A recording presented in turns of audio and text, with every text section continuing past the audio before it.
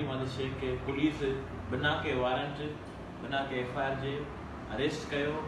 ऐं गायब करे सुबह मां सवेर उनके ATC कोर्ट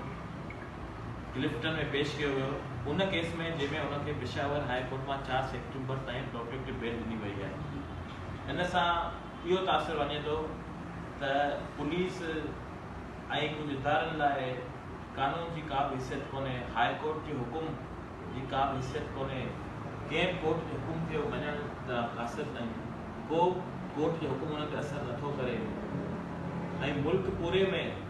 ऐं सिंध में ख़ासि करे इन कानून जी जो 4 ॾींहं खां मुख़्तलिफ़ माण्हुनि ते FIR हर ज़िले में तहरीक इंसाफ जे वर्करनि ते 20 खां 30 माण्हुनि ते लीडरनि ते ज़िले पार्टी में FIR कयूं। ठटे में चोरी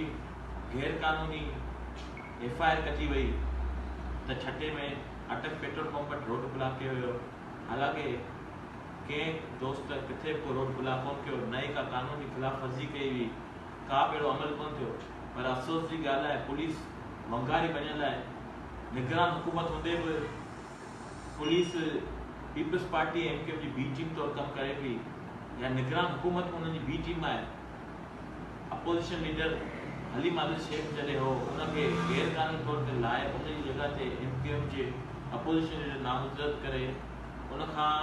वही करे CM सिंध ऐं अपोजिशन लीडर हिकिड़ो अहिड़ो निगरान वज़ीर आला चूंडियो आहे जेको सिर्फ़ु कठपुतली निगरान वज़ीर आला आहे, जंहिंजे हूंदे बि मुख़्तलिफ़ जॻहियुनि ते मुख़्तलिफ़ शहरनि में तहरीक इंसाफ जे वर्करनि ते इंतकामी कार्रवाई थी रही आहे। हली महमद शेख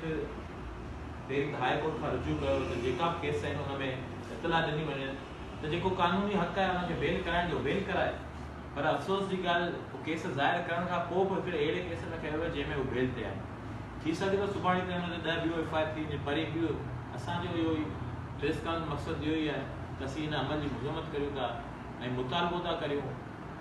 गवर्नमेंट पाकिस्तान खां इदारनि खां त हर माण्हू खे, हर शहरी खे, हर पाकिस्तान जे पॉलिटिकल वर्कर खे सियासत करण जो पाकिस्तान जी कानून जे अंदरि दायरे में जेका इख्तियार ॾिना हुआ